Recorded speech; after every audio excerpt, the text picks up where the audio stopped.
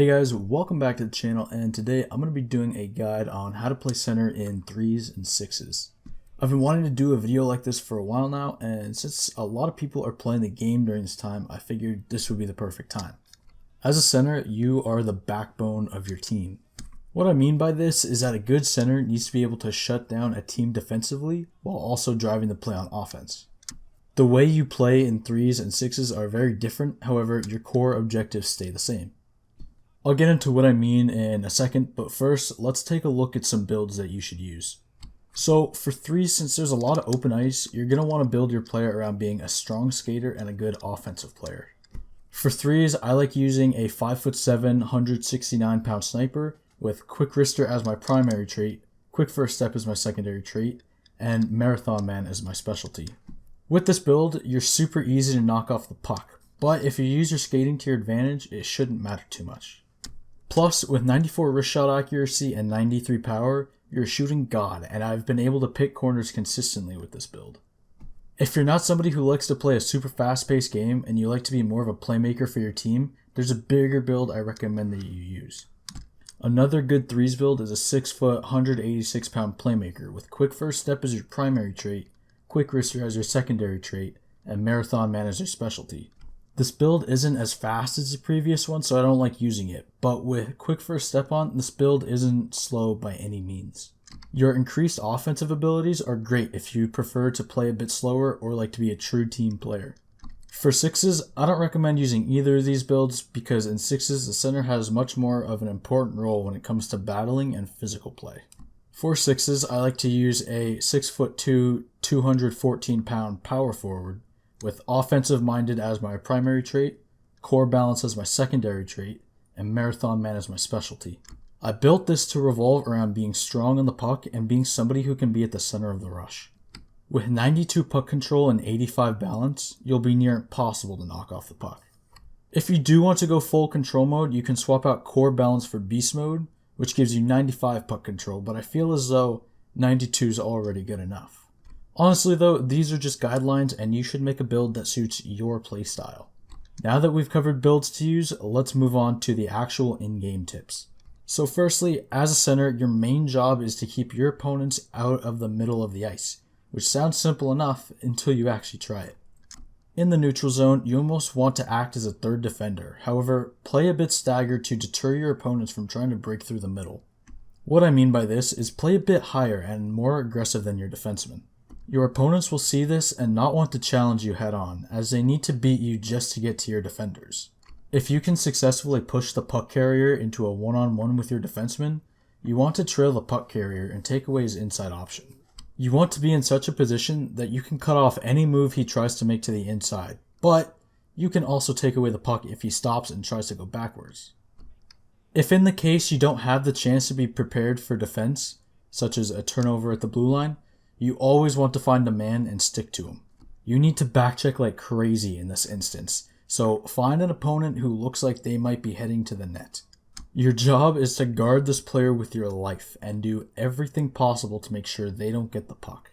In the defensive zone, your job is to keep players out of the slot and support your D-men in the corners.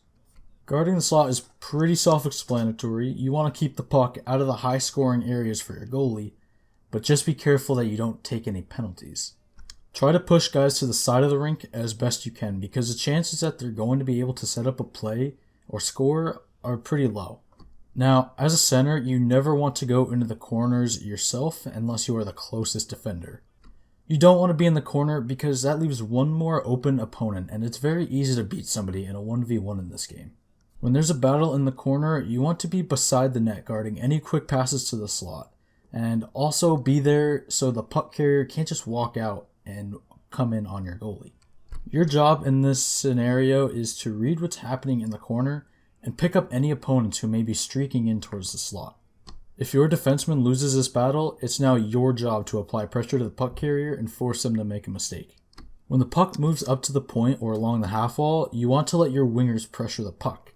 So just find the closest open man and cover them. Tie-ups work weirdly in this game, but if you can get good enough at them, you can also prevent deflections that they might get. This mainly applies to 6's defense, but the same concept can be applied to 3's as well. In threes, you want to play much more man-on-man defense because there's way too much space to try and cover a zone all by yourself. The best way to play defense, in my opinion, is to pick a guy and not leave their side. Even if your teammate loses his man, it's best to stick to your man. Moving to the breakout, you need to be supporting the puck carrier at all times and should be open the whole time. If the defenseman has the puck behind the net and it's a controlled breakout, you should be swinging low on the side that the play is moving. This makes it so that if the defenseman runs into trouble, you're a short, quick pass away from getting out of danger. However, most breakouts tend to gravitate towards wingers, and most opponents know this, so you need to be an easy pass away from your wingers as well in case they run into trouble. If this doesn't make sense, just make sure that you're always open for a pass no matter who has it on the breakout. The same principle applies on offense. If you're not the one carrying the puck into the zone, you should be an open man to them by either skating a few feet behind them or drive hard into the corner and support them there. The reason you should be using a bigger build with good puck control is because if you have smaller wingers, you're going to be carrying the load when it comes to grinding low. You're able to use your body and high puck control to your advantage to set up your teammates for some easy goals. I'll do a tutorial one of these days on how to effectively protect the puck if you don't know how to or aren't comfortable doing it.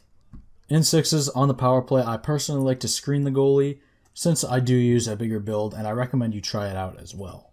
You don't necessarily have to sit in front of the goalie, but you should be making yourself available in the slot and in front of the net. For offense on threes, there's really no set place that you should go since everyone sort of plays everything, but you should always be open for pass whether you're a winger or defenseman has it. Moving away from positioning now, I have a few general gameplay tips. Firstly, I've mentioned it more than once, but when your team has the puck, do your best to always be open to them. You don't have to be 2 feet away from them at all times, but just give them at least one option to pass to. Next, don't get tunnel vision watching the puck. Just like a goalie, you have to be aware of moving pieces because you are more or less the quarterback on offense and defense. Don't always go for big hits unless you know for sure you have somebody lined up. It's super embarrassing and costly to step up on somebody only to have them dodge you and walk right in on your goalie.